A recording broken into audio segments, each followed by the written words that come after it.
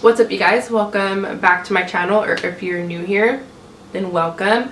Today we're doing another Sabrina Speaks video. If you don't know what these videos are, it's basically me giving people advice on whatever it is they want or need advice on. You can email me if you want, if you've been needing advice. I read these emails completely anonymously, so I don't say your email, I don't say your name. I just read out your situation and I give you advice. Also, I am sick. I mentioned in my last video, I think, that I'm sick, so my voice is a little bit, in and out, but I really wanted to film like a chill video today and just kind of relax and kick back and kind of chit chat with you guys. And I do have some snacks here because I'm hungry.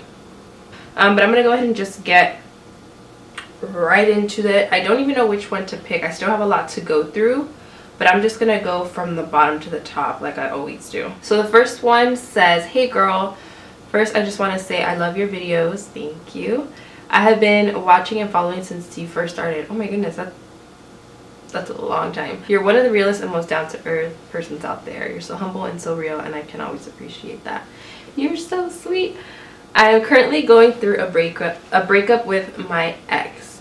It's been just a month and a half now since we've been broken up. Just a little backstory. Our relationship is a little hard to explain because we had a lot of differences. For example, he's Muslim and I'm Catholic. I've never met his parents and he kept me hidden, or a secret if you will.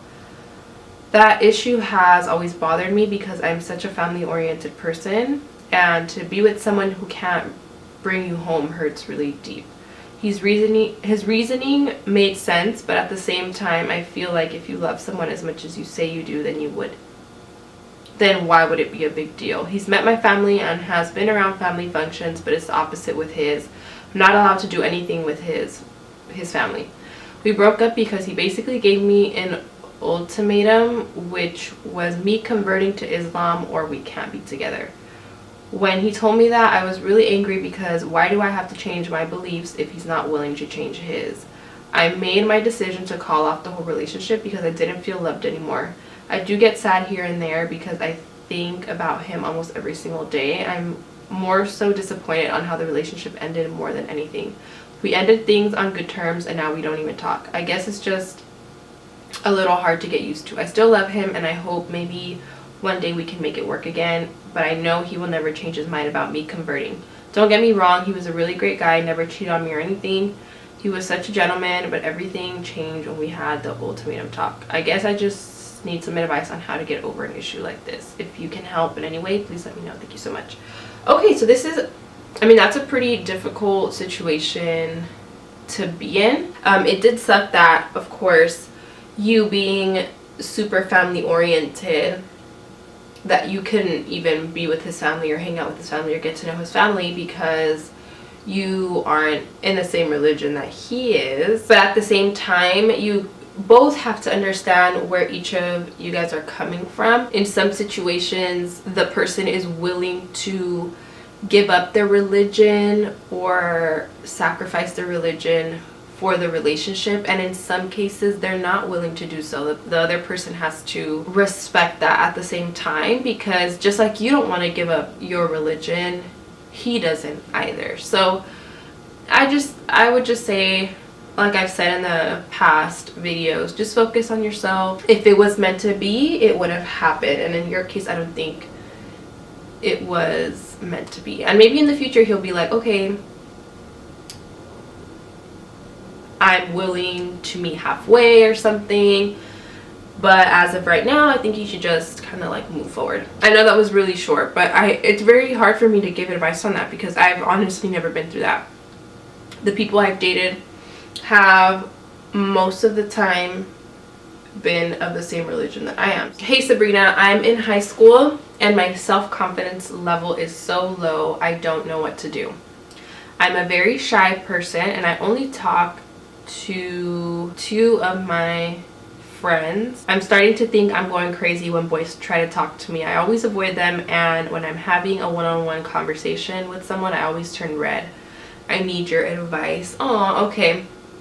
So this is basically on low self-confidence. It really depends on if they're like talking to you, like they're trying to talk to you, or if they're just like regular talking to you. If they're just talking to you and you get like shy and stuff, I don't know, that's kind of hard. In high school, I wouldn't say I was shy. I was shy to a certain extent. I also only had like a really small circle. I didn't talk to a whole lot of people. I wasn't very close to a lot of people. I knew people at school. I knew people that were in sports and in this club, that club, and from class and stuff, but my circle, my tight circle, was very, very small. And because of that, that can have an effect on the reason why you're so shy, because you're only used to talking to a few people. I would just try maybe starting to talk to classmates, people around you, starting conversations. The more conversations you start, the more conversations you have, the less awkward you'll be, the less shy you'll be. Even me to this day, when I meet people in person, like sometimes I run across people like at the market or at the store that like watch my videos, and I get shy too. Like I don't know what to talk about on camera. To me, it's like nothing. I can talk, I can do this, do that, I can act silly, I can do all these different things, but in person I can also get really shy. But I don't get shy to the point where it's like I turn red and I get really, really awkward. I think that's just like personal, you know, everybody gets shy, but like to a certain extent. But I completely understand you. Like I feel like I'm like that too, honestly. Like I'm in college, I'm actually graduating this next semester, and honestly at school I don't have a group of friends, not even classmates. Like I go to school, do my thing, do my work, and then I come back home. I don't conversate with other people, and it's so strange because I really do wish I had genuine relationships with other people, like friendships and stuff. I'm just not that type of person. Honestly, at this point I should just take my own advice, because I'm the same. I'm on the same boat you are, honestly. If anybody has advice for both of us, leave it down below, because we're on the same boat. The ones I'm getting today are actually pretty short. So this one says, please talk about getting through high school and everything that comes with it. Drama, work, and relationships. LOL. Please tell me it gets better, and I'd love to hear some of your experiences in high school. It does get better, that's for sure. And in high school, it is drama. You might have a relationship, a few relationships. If you work, I didn't work in high school. Like while I was in high school, I didn't work until I graduated, because I didn't have a car till I graduated, so I didn't really have to pay for anything. So my first few years of high school, I was in a relationship most of my high school, the beginning of my high school years. There was drama when I was in high school. A girl didn't like me. She would always say different things about me to different people all the time. She would go out of her way to make my day miserable, but I honestly would smile at her. I would ignore what she was saying. I never confronted her. I don't like confrontation. I don't like fighting. You will never catch me fighting with somebody. No way. I can't even. I'm honestly, that day, when there was a day when she tried fighting me, physically fighting me, and I ran. It's like high school was so bittersweet. I'm glad it's over.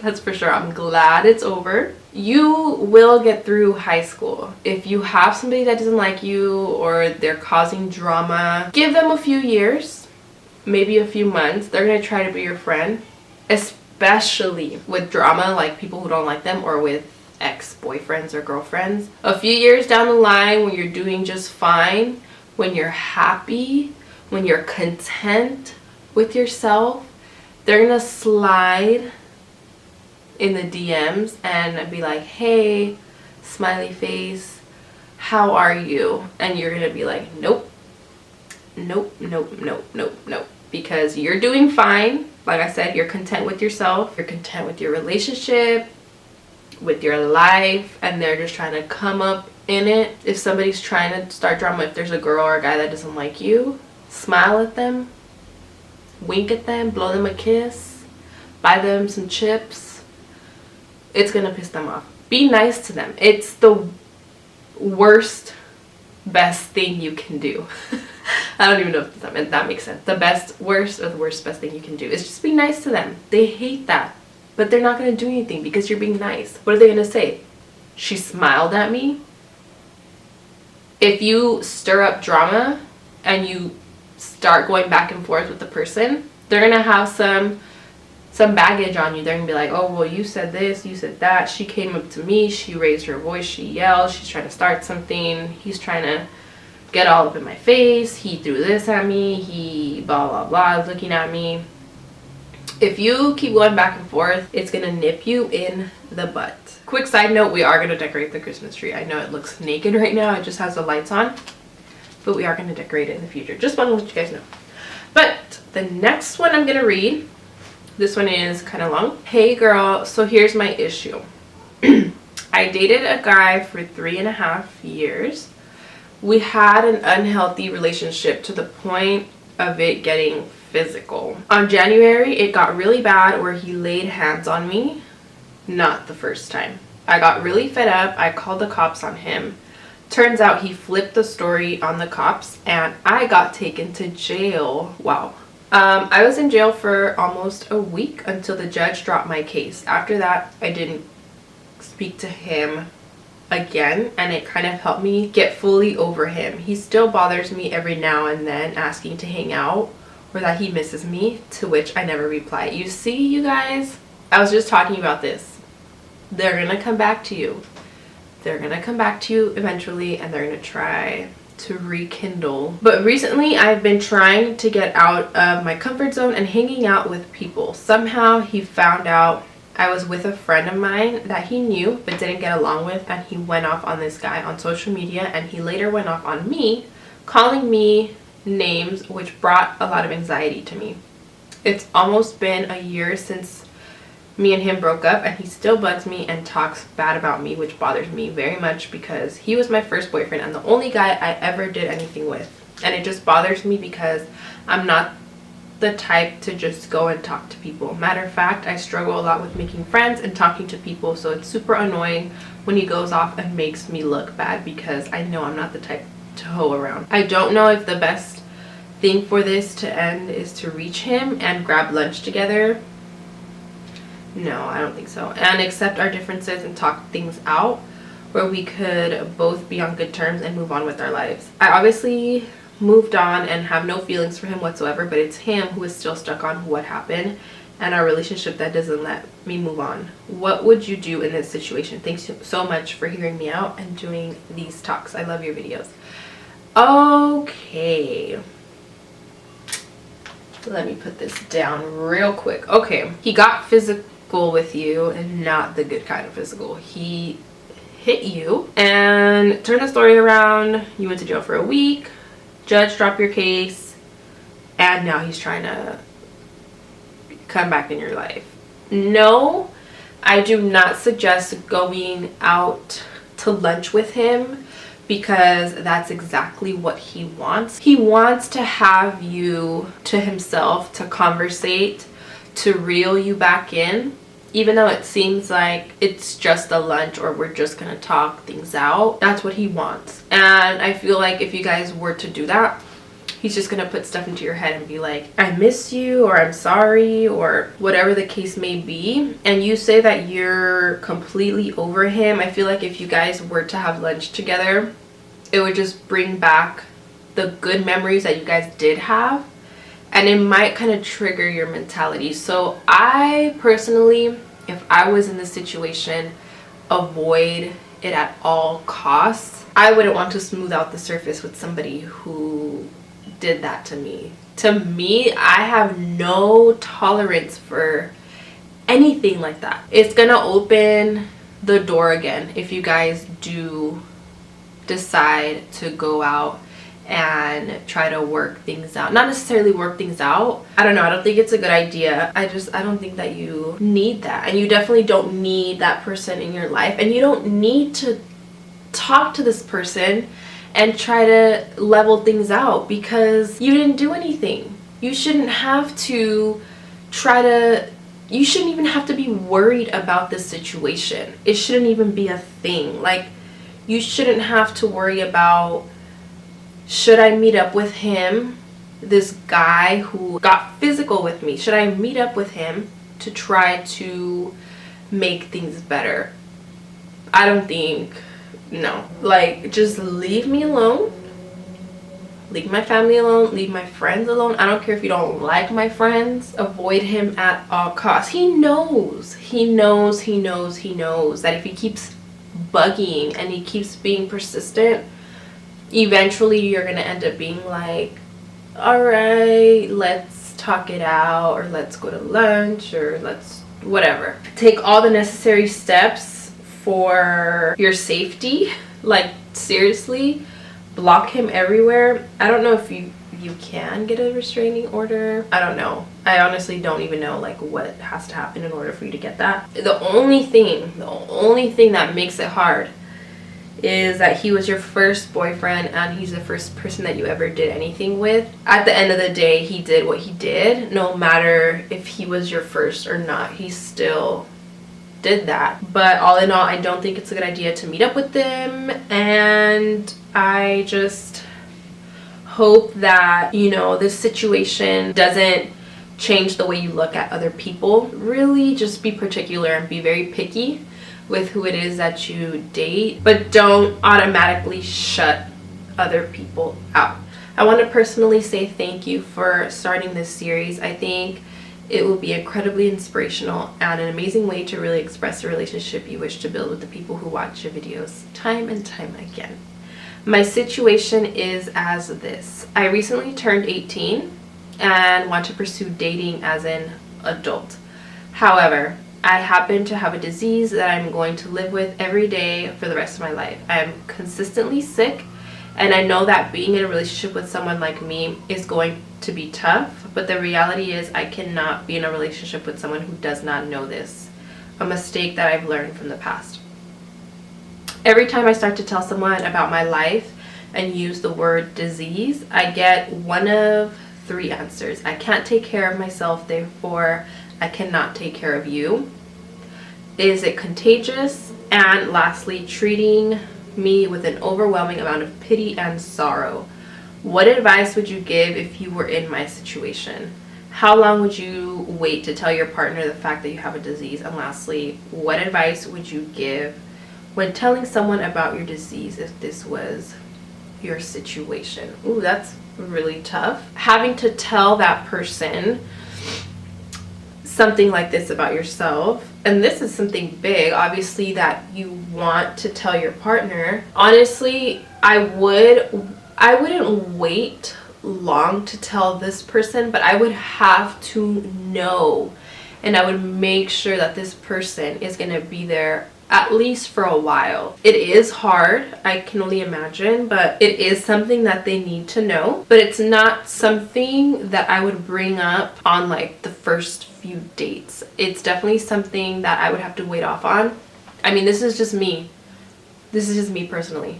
I'm telling you what I would do. I would just wait it off a little bit and be like, so we've been on a few dates, or our relationship is getting pretty serious. It's something that you need to know. And if that person is still not there for you after the fact, and after you tell them that you have this certain condition, then they're not for you. They should be there for you 100%. And I just don't think it's right if somebody is like, well, I can't take care of myself, so I can't take care of you. It's like, then why are you here? Like, I know you said that a lot of people ask if it's contagious. If it's something that's not contagious, I don't see why the person wouldn't be able to understand the situation and just kind of be there for you, because I mean, ultimately it's not contagious. If it is contagious, obviously make sure that you do whatever you can do to not spread it to that person, especially if they don't know you have it. So it kind of goes both ways. You personally know you have it, so if it isn't if it is contagious, you want to make sure that you do whatever you can to not give it to that person. You still need to tell them exactly what it is, but yeah, that's pretty much my advice on that. That one was kind of a a tough one. So this one says, hey girl, so me and my boyfriend have been together for 2 years. I just turned 21 a couple weeks ago and he is 23. And I am ready to be a parent, but he says he's not ready and he doesn't want a baby anytime soon. Should I talk to him and tell him how I feel, or should I just wait till he is ready? I love your channel and this idea. Thank you. So this one, I'm gonna be honest with you guys, I feel like I can relate to this one, kind of. So I don't know what it is, I've always wanted kids young, but I know I shouldn't because it's expensive. But yeah, I've always wanted kids young, and I've always wanted a big family as well. I think I've mentioned on my channel before. And Chris also wants to have kids, but he's the same as I am. Like, he knows that it's not the right time.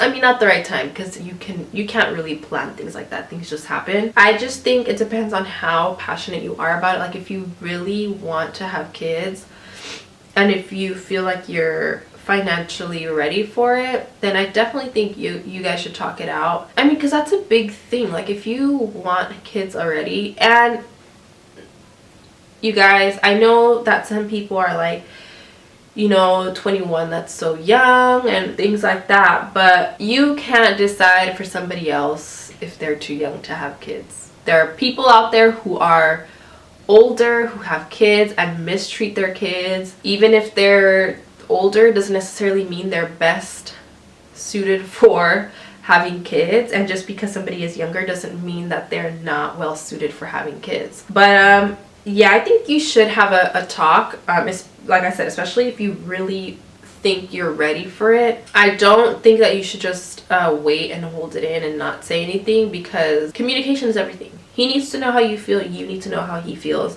That's the only way that things are going to get solved. So I do think that you should see what the deal is and see, like, hey, you know, what do you think about this? I know you already said you don't really feel like having kids, but you know, it's something that I really want. Keep in mind that kids can change a relationship dramatically, and it can be in a good way, or it can be in a bad way. You really want to make sure that, you know, you feel like you're ready, and you want to make sure that he is, you know, into it as well, because if you guys end up having a kid together, and like if he agrees to it and you guys are like, okay, fine, we'll have a kid, and then you're pregnant and the kid finally comes along and he's like regretting it, you know, you don't want to risk anything, is what I'm trying to say. Keep your relationship strong, worry about that first. Wait until you guys are both ready. And if years down the line he's not ready and he's not ready and he's not ready and he's not ready, then that's a different story. Because if you really want to have kids and he really doesn't want to have kids ever, that you got to take a different approach to that. But that's pretty much what I have to say about that. So I hope you guys enjoyed this Sabrina Speaks video. I was kind of mellow in this video because I am still sick, but like I always say, if you have any advice for any of these people, please leave it down below in the comment section. If you enjoyed this video, make sure to give it a thumbs up and subscribe so you don't miss out on the future Sabrina Speaks videos that I do. So yeah, like I said, I hope you guys enjoyed this video, and I will see you guys in my next one.